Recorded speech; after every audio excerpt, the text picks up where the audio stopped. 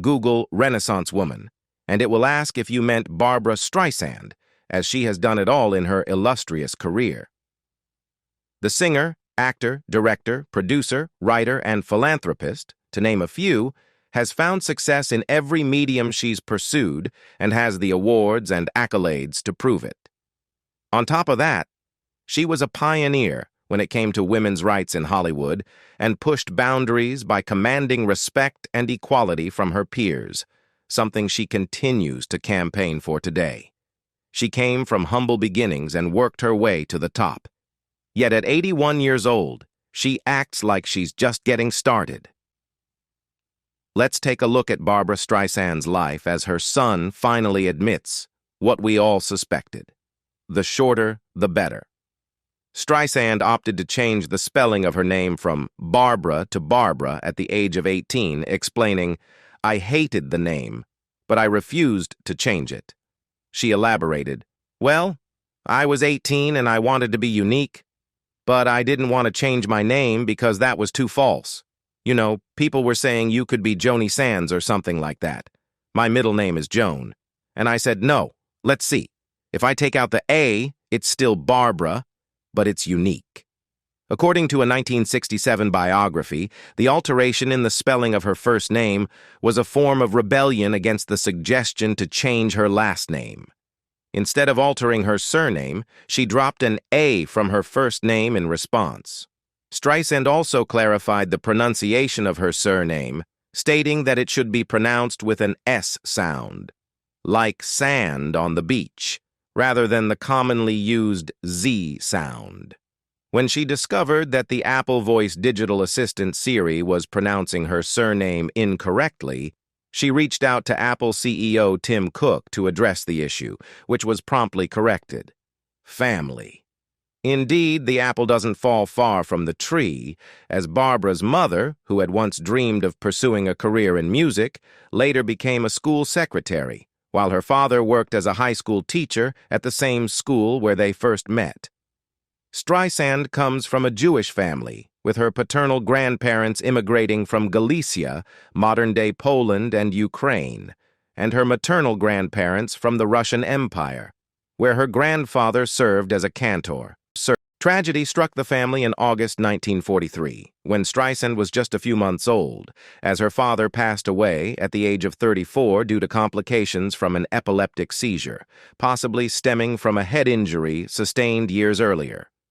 Streisand recalled feeling like an outsider during her early years, as her father's absence made her family different from others.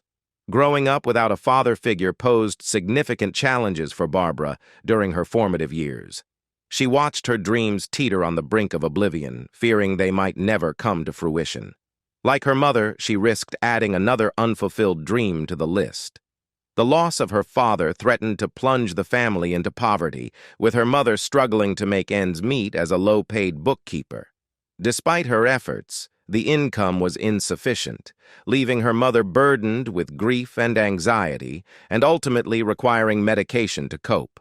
Barbra longed for the attention and connection she saw other children receive from their fathers. However, she harbored no resentment, recognizing the struggles her mother faced and appreciating her efforts. She vividly remembered the absence of her father when other children's fathers returned home from work at dusk. Despite the challenges, she maintained a sense of understanding and empathy. Although Barbra never visited her father's grave, she eventually followed her brother's advice and paid her respects. During this visit, she encountered a medium who promised to facilitate communication with her late father.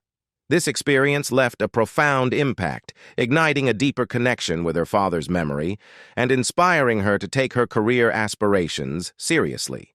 Barbra's father may have been absent physically, but his presence lingered through the books stacked on the shelf, a constant reminder of what could have been.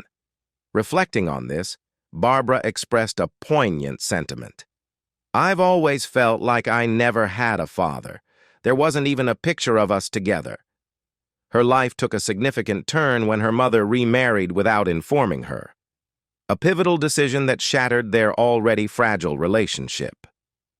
This pivotal event occurred when Barbra was just 7 years old, leaving her emotionally scarred. In a candid interview, Barbra emphasized her aversion to deceit, a sentiment stemming from the trauma of her mother's remarriage. The sudden intrusion of her mother's new husband into their lives brought neither warmth nor acceptance. Despite Barbra's attempts to win his affection, even addressing him as Dad, he remained distant and unyielding. Barbra's childhood was marred by turmoil, exacerbated by her strained relationship with her stepfather. Both she and her brother, Sheldon, harbored grievances against him, though Barbra bore the brunt of his harshness. Subjected to taunts and comparisons to her half-sister from her mother's new marriage, Barbra endured relentless criticism about her appearance and potential. What stands out about this phase of Barbra's life is how she didn't let the absence of a father hold her back from becoming a remarkable woman. Instead, it sharpened her perception and fueled her determination even further. Despite encountering numerous challenges and facing moments of despair, she remained steadfast in her journey. Barbra's personality, choices, and career trajectory were all shaped by her experiences. Yet she stayed on the right path, undeterred. Despite the obstacles she faced, Barbra used her hardships as motivation to achieve more. She even humorously attributes her fondness for couches to the lack of basic furniture in her childhood home. Despite the challenges, Streisand remembered her mother's musical talent, noting that she sang semi-professionally on occasion. A pivotal moment came when Streisand was 13 years old, and she and her mother recorded songs together during a visit to the Catskills. This experience marked Streisand's first assertion of herself as an artist and served as a significant source of inspiration for her. Education. At the age of 5, Streisand embarked on her educational journey at the Jewish Orthodox Yeshiva of Brooklyn. Known for her intelligence and curiosity, she often showed her eagerness to participate in class by blurting out answers, though sometimes out of turn. Transitioning to public school 89 in Brooklyn marked a period when she began to explore other forms of entertainment, including television and movies, igniting her desire to break free from her Brooklyn upbringing. Even in her early years, Streisand's voice stood out among her peers in the neighborhood. Sitting on the stoop of their apartment building, she would captivate listeners with her singing, earning her the reputation as the girl with an exceptional voice. Practicing in the echoing hallway of her apartment building became a routine, enhancing the quality of her voice. Her singing talents quickly gained attention, leading to her debut performance at a PTA assembly, where she impressed everyone except her mother, who remained critical. Despite initial skepticism, Streisand's mother eventually recognized her daughter's potential and began supporting her endeavors. Singing gigs at weddings and summer camps followed, alongside an early attempt at a recording career with an audition at MGM Records when she was just 9 years old. However, Streisand's aspirations extended beyond singing. She was determined to become an actress. This ambition solidified after watching her first Broadway play, The Diary of Anne Frank, at the age of 14, starring Susan Strasberg, whose performances inspired her. Spending her spare time in the library, Streisand delved into the biographies of stage actresses and studied acting theories from renowned practitioners like Konstantin Stanislavski and Michael Chekhov, laying the foundation for her future career in acting. In 1956, Barbra enrolled at Erasmus Hall High School in Brooklyn, where she excelled as an honor student in modern history, English, and Spanish. She also became involved in extracurricular activities, joining the freshman chorus and choral club. Interestingly, she sang alongside another member of the choir and future music icon, Neil Diamond. Reflecting on their time together, Diamond fondly recalls their humble beginnings hanging out in front of the school and sharing cigarettes. He also remembers Barbra's keen interest in the films being shown at a nearby art movie house. Additionally, during her high school years, Barbra developed a crush on Bobby Fischer, the 15-year-old U.S. chess champion and fellow student whom she found to be quite attractive.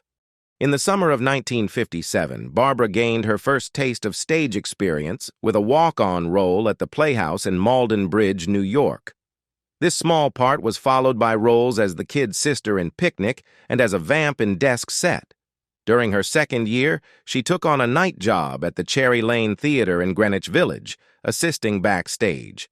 By her senior year, she was rehearsing for a small role in Driftwood, a play staged in a midtown attic space. Barbra graduated from Erasmus Hall in January 1959 at the young age of 16. Despite her mother's concerns and pleas for her to stay away from show business, Barbra was determined to pursue her passion for the stage.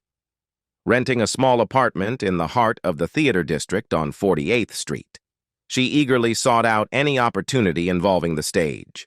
She tirelessly attended auditions, determined to make a name for herself in the New York City theater scene. Career beginnings.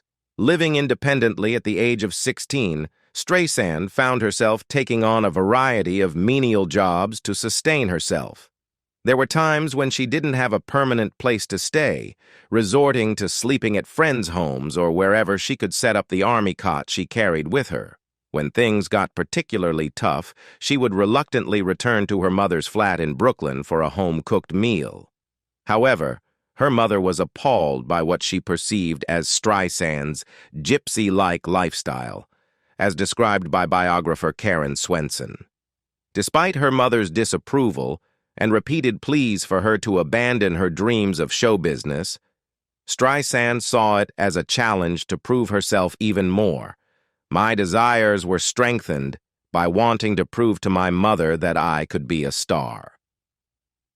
In early 1960, Streisand took on a job as an usher at the Lunt-Fontanne Theater during the run of The Sound of Music. It was during this time that she learned the casting director was auditioning for additional singers. This marked the first time she sang in pursuit of a job. While the director didn't think she was right for the part, he encouraged her to highlight her singing talent on her resume for future opportunities. Eager to showcase her vocal ability, Streisand asked her boyfriend, Barry Dennen, to tape her singing so she could distribute copies to potential employers. With a guitarist accompanying her, they spent an afternoon recording, and upon hearing the playback, Dennen was stunned by her breathtaking voice. His enthusiasm led him to persuade Streisand to enter a talent contest at The Lion, a gay nightclub in Manhattan's Greenwich Village. Performing 2 songs, Streisand left the audience in a state of shock, followed by thunderous applause when she was declared the winner. She was subsequently invited back to perform at the club for several weeks. During this period, Streisand decided to change the spelling of her name from Barbara to Barbra, disliking the former. Despite facing criticism about her appearance and being repeatedly told she was too unattractive to succeed in show business, Streisand remained steadfast and refused to undergo a nose job, a decision that would later become emblematic of her resilience and self-confidence. Nightclub shows. After impressing at the Lion nightclub, Streisand's talent caught the attention of the Bonsoir nightclub, where she was invited to audition. Following her successful audition, she was signed up for $125 a week, marking her first professional engagement in September 1960. At the Bonsoir, she served as the opening act for comedian Phyllis Diller. Reflecting on the experience, Streisand remarked that it was her first exposure to such an upscale environment. I'd never been in a nightclub until I sang in one. Encouraged by her boyfriend Barry Dennen, Streisand delved into his extensive record collection of female singers, which included the likes of Billie Holiday, Mabel Mercer, Ethel Waters, and Edith Piaf. She realized that gaining recognition as a singer could serve as a stepping stone toward achieving her aspirations as an actress. From Dennen's collection, she gravitated toward the song A Sleepin' Bee, composed by Harold Arlen with lyrics by Truman Capote for the 1954 musical House of Flowers. Streisand found in the song the narrative structure she craved as an actress. The lyrics to that song gave me the 3 acts of a play that I longed for as an actress, she recalled. And Harold was one of those writers who could write these magnificent melodies. That gave me what I needed. Listening to recordings of other great female singers also enriched Streisand's vocal style. She began experimenting with creating different emotional characters while performing, which expanded the range and depth of her singing.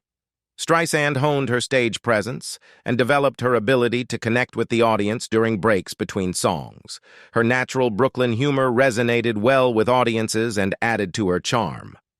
Over the course of the next 6 months at the Bonsoir, Streisand's talent continued to shine, drawing comparisons to legendary performers such as Judy Garland, Lena Horne, and Fanny Brice. Her ability to captivate audiences with spontaneous humor and charm became more refined and professional. Theater critic Leonard Harris even predicted a groundbreaking future for her, writing, "She's 20. By the time she's 30, she will have rewritten the record books." Early theater roles and Broadway debut. After making waves at the Bonsoir Nightclub, Streisand ventured into her first role on the New York stage in Another Evening with Harry Stunes, a satirical comedy play where she showcased her acting and singing talents with 2 solos. However, the show was met with scathing reviews and closed after just 1 performance. Undeterred, Streisand's new personal manager, Martin Ehrlichman, stepped in to steer her career in the right direction. With Ehrlichman's guidance, Streisand found success with shows in Detroit and St. Louis. Buoyed by this momentum, Ehrlichman secured her a spot at the prestigious Blue Angel Nightclub in Manhattan, where she became an even bigger sensation from 1961 to 1962. Streisand fondly recalled Ehrlichman's instrumental role in her career, describing him as a fantastic manager during an appearance on The Tonight Show with Jimmy Fallon. While captivating audiences at the Blue Angel, Streisand caught the attention of theater director and playwright Arthur Lawrence, who asked her to audition for his new musical comedy, I Can Get It For You Wholesale. She landed the role of a secretary to the lead actor, portrayed by then-unknown Elliot Gould. As fate would have it, Streisand and Gould fell in love during rehearsals and eventually moved in together. I Can Get It For You Wholesale opened on March 22, 1962, at the Schubert Theater to critical acclaim. Streisand's performance was a standout, described by one critic as having stopped the show cold. Even Groucho Marx, hosting The Tonight Show, remarked on her exceptional success at such a young age. Streisand's stellar performance earned her a Tony Award nomination and the New York Drama Critics Prize for Best Supporting Actress. The show was later recorded and released as an album, further cementing Streisand's rising star status in the entertainment industry. Early television appearances. Streisand's journey to stardom extended beyond the stage as she made her first television appearance on The Tonight Show, filling in for regular host Jack Paar during an April 1961 episode guest-hosted by Orson Bean. It was on this occasion that she showcased her vocal prowess by singing Harold Arlen's A Sleepin' Bee. Phyllis Diller, another guest on the show, hailed Streisand as one of the great singing talents in the world. In the same year, prior to her role in Another Evening with Harry Stunes, Streisand became a semi-regular on PM East PM West, a talk and variety series hosted by Mike Wallace and Joyce Davidson. While moving images of her appearances on the show are unavailable, some audio recordings and still photos have survived. Early in 1962, Streisand ventured into the Columbia Records studio for the cast recording of I Can Get It For You Wholesale. Additionally, she participated in a studio recording of Pins and Needles, a classic musical from 1937. Her performances on both albums garnered praise from critics. May 1962 marked Streisand's appearance on The Gary Moore Show, where she delivered a poignant rendition of Happy Days Are Here Again for the first time, transforming the upbeat Democratic Party theme song into her signature melancholic anthem. Streisand's charm and talent caught the attention of Johnny Carson, who invited her to The Tonight Show multiple times in 1962 and 1963.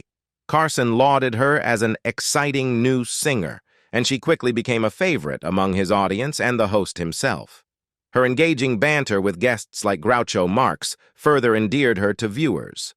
Following her successful appearances on The Tonight Show, Streisand made her debut on The Ed Sullivan Show in December 1962, marking the beginning of several memorable performances on the iconic program. She also co-hosted The Mike Douglas Show and made notable appearances on Bob Hope specials. Liberace, impressed by her talent, invited Streisand to perform as his opening act at the Riviera Hotel in Las Vegas, introducing her to West Coast audiences.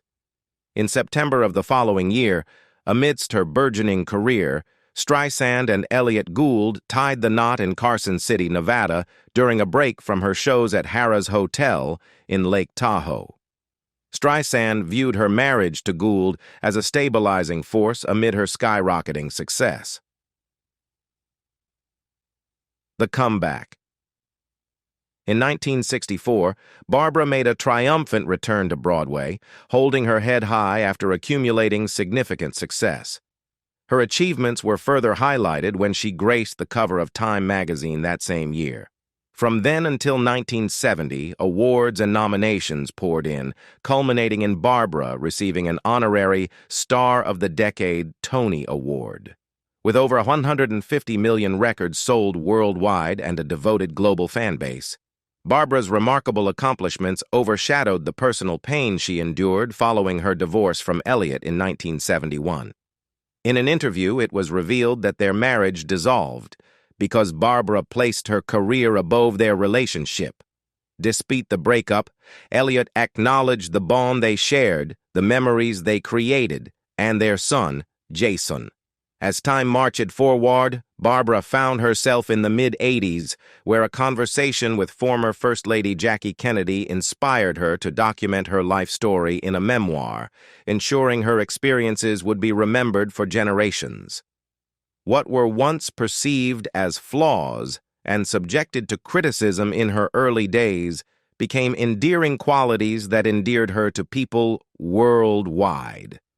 Despite referring to herself as fairly ordinary, Barbra's journey from humble beginnings to international stardom paints a different picture, showcasing her remarkable rise to fame. By the age of 25, Barbra had already earned an Oscar for her standout performances in films. She continued to grace both the big and small screens, seamlessly transitioning into cameo roles on television series. One of the perks of her stardom was the opportunity to share screen time with the very idols she admired.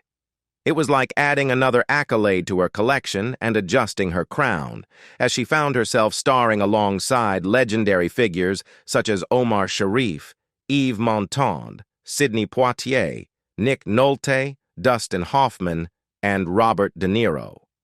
Beyond her achievements in entertainment, Barbra is known for her active engagement in politics, advocating for environmental causes, and fearlessly sharing her opinions on social media platforms, life outside the stage and screens. Another aspect of Barbra that can't be ignored is the romantic attention her fame has attracted, drawing in men from all walks of life, both suitable and unsuitable. One such figure who entered and exited Barbra's life was John Peters, a hairstylist turned movie producer thanks to Barbra's influence. Despite falling in love almost instantly, their personalities clashed, leading to their eventual separation. Then came Don Johnson, and for a while it seemed like Barbra was genuinely happy, as she exuded joy during interviews. However, their relationship unexpectedly ended in 1988. Barbra surprised the world when she became involved with Andre Agassi, who was 28 years her junior. Their connection was dubbed a special friendship by Andre. In an attempt to shield herself from public scrutiny, Barbra vehemently denied any romantic involvement with Steven Spielberg. Both parties maintained that they were just friends when pressed on the matter. Apart from these instances, numerous other men were rumored to have had more than just professional relationships with Barbra Streisand. Some allegations were vehemently denied, while others were simply ignored or acknowledged. The list includes Marlon Brando, Joe Namath, and Omar Sharif in the 1960s, Chris Christopherson in the 1970s, former Canadian Prime Minister Pierre Trudeau, Ryan O'Neill, and Warren Beatty also in the 1970s, Robert Redford in 1980, Richard Gere in 1983, Richard Baskin, heir to Baskin-Robbins, from 1983 to 1987, Clint Eastwood briefly in 1989, followed by James Newton Howard and actor Liam Neeson in 1991. The mid-1990s saw rumored involvement with Prince Charles, now King Charles, ABC World News anchor Peter Jennings, and actor Jon Voight. Fortunately, after experiencing her first marriage failure and subsequent unsuccessful relationships, Barbra found lasting love with actor James Brolin in 1998, and they have remained happily married ever since, raising 3 stepchildren together. Barbra's life journey is a testament to her ability to rewrite narratives, demonstrating that success in both career and love can come at any stage of life. Barbra evolved from a talented performer in music and acting to a multifaceted individual. In Yentl, she showcased her skills as a producer, director, lead actress, and singer, resulting in a film that captivated audiences and critics alike. The film's Oscar win for Best Soundtrack, attributed to Barbra Streisand, solidified her reputation as a true artistic force. Her talent shone brightly as she pursued her childhood dream of fame and stardom. In recognition of her extraordinary achievements, she was awarded the Presidential Medal of Freedom by then U.S. President Barack Obama in 2015, lauded for her voice that sparkled like diamonds. Many of her timeless songs continue to resonate with audiences, cementing her legacy as a music icon. Politics. Throughout the early stages of her career, Streisand's involvement in politics was relatively minimal, aside from her engagement with the anti-nuclear group Women's Strike for Peace in 1961 and 1962. However, her political activism began to escalate in 1968, particularly in support of Eugene McCarthy's presidential campaign, which strongly opposed the Vietnam War. Collaborating with Harry Belafonte and others, she performed at a fundraising concert in July 1968 at the Hollywood Bowl, sponsored by the Southern Christian Leadership Conference, to aid impoverished communities. Streisand's allegiance to the Democratic Party and its causes became evident over the years. She found herself listed among President Richard Nixon's political adversaries in 1971. In 1972, she played a pivotal role in supporting anti-war candidate George McGovern's presidential bid, headlining the benefit concert for McGovern, with the recording of her performance released as live concert at the Forum. The following year, she organized a benefit event alongside liberal activist Stanley Sheinbaum and the American Civil Liberties Union to finance the legal defense of Daniel Ellsberg, famous for releasing the Pentagon Papers. In 1984, Streisand co-founded the Hollywood Women's Political Committee with Jane Fonda and other industry figures. This activist group played a significant role in advocating for liberal causes, contributing to the Democratic Party's successes in the 1986 U.S. Senate elections and supporting Bill Clinton's presidential campaign in 1992. Streisand's involvement extended to speaking engagements, such as her address at Harvard's John F. Kennedy School of Government in 1995, where she emphasized the responsibility of artists as citizens and advocated for arts programs and funding. Additionally, Streisand has been a vocal supporter of LGBT rights. She actively campaigned against California Proposition 8 in 2008, aligning herself with the No on 8 movement in an effort to oppose the proposition's passage.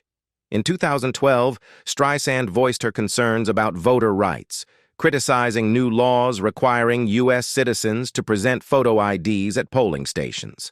She argued that these laws were designed to disenfranchise elderly and minority citizens, labeling them as regressive measures that threatened American democracy. Streisand remained active in promoting voter rights, continuing her advocacy efforts in 2020 by sharing a link to Vote Riders, a non-profit organization that assists citizens in obtaining voter IDs. In June 2013, Streisand took part in the celebration of Shimon Peres's 90th birthday at Jerusalem's International Convention Center. Additionally, she performed at 2 concerts in Tel Aviv during her first concert tour of Israel, marking a significant cultural exchange. In January 2017, Streisand participated in the Women's March in Los Angeles, making a speech on stage after being introduced by Rufus Wainwright. Her involvement underscored her commitment to women's rights and social justice issues. During an October 2018 interview with The Guardian's Emma Brox, Streisand discussed the central theme of her new album, Walls, expressing her concerns about the perceived threat President Donald Trump posed to the United States. She characterized the political climate as dangerous, citing corruption and attacks on democratic institutions. Streisand urged people to vote, emphasizing the importance of supporting candidates who uphold truth and compassion. She openly endorsed Democratic candidates, urging voters to make their voices heard.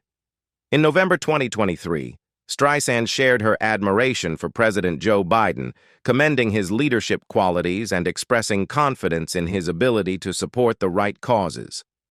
Philanthropy. Throughout her career, Barbra Streisand has been deeply involved in philanthropy and charitable endeavors, using her influence and resources to support various causes. In 1984, Streisand made a significant contribution by donating the Emanuel Streisand Building for Jewish Studies to the Hebrew University of Jerusalem. This act honored her late father, Emanuel Streisand, an educator and scholar who had a profound impact on her life despite his untimely passing when she was young. Streisand's commitment to philanthropy extended to her live performances, through which she personally raised $25 million for different organizations. In 1986, she established the Streisand Foundation, which has since contributed over $16 million through nearly 1,000 grants to organizations focusing on environmental preservation, voter education, civil liberties, women's issues, and nuclear disarmament.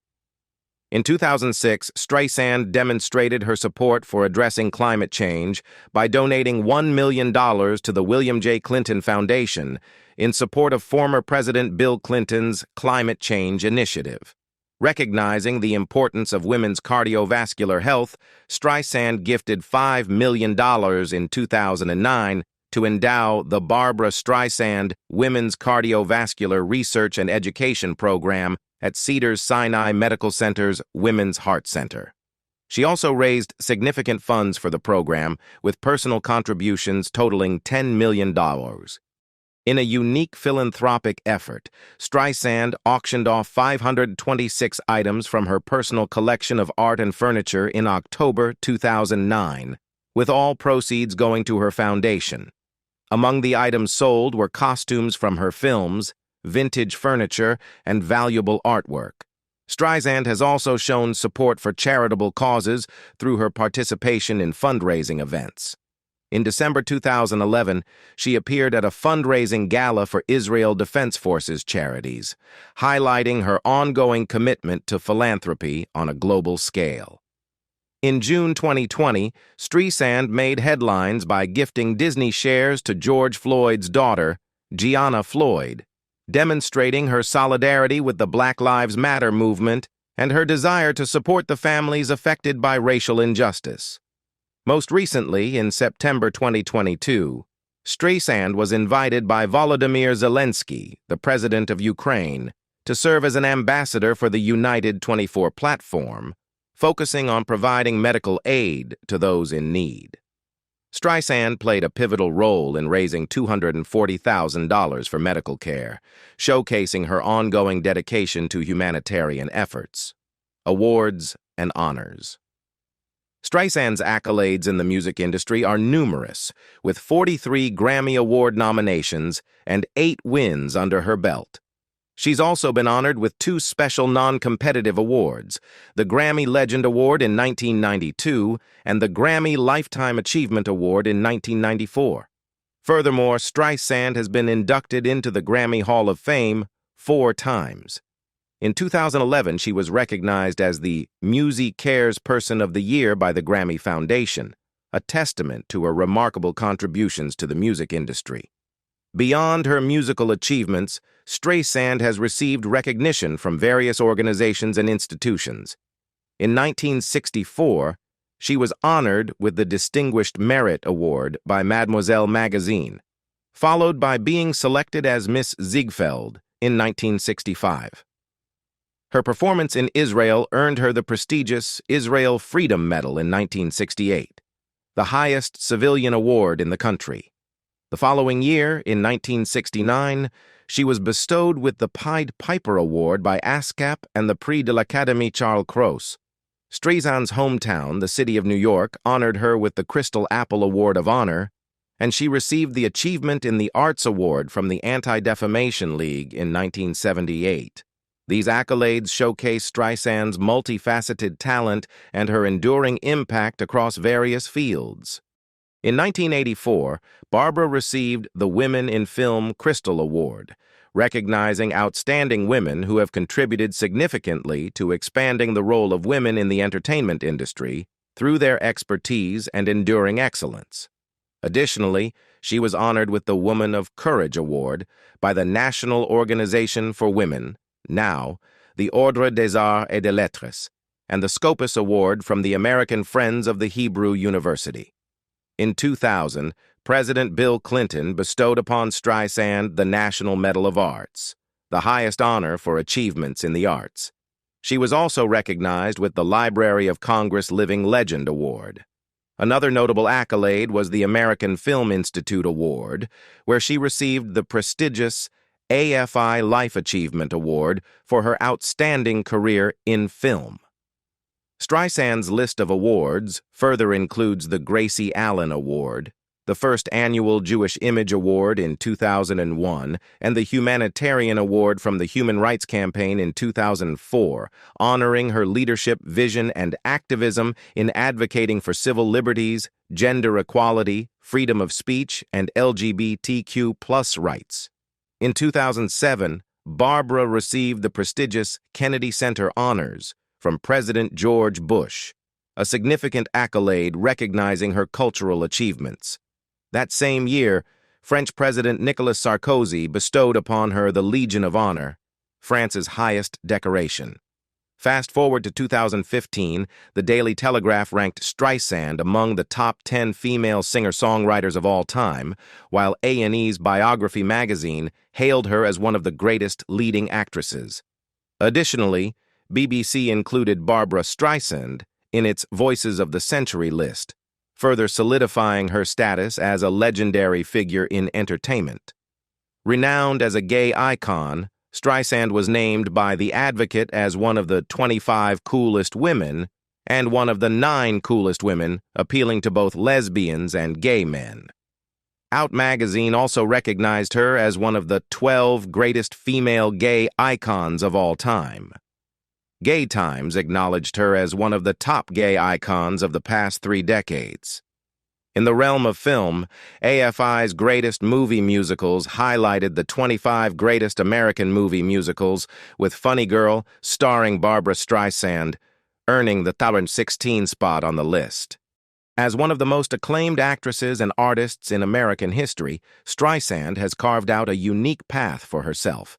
She holds membership in several prestigious organizations, including the American Society of Composers, Authors, and Publishers, Screen Actors Guild, American Federation of Television and Radio Artists, Academy of Motion Picture Arts and Sciences, and Actors Equity Association.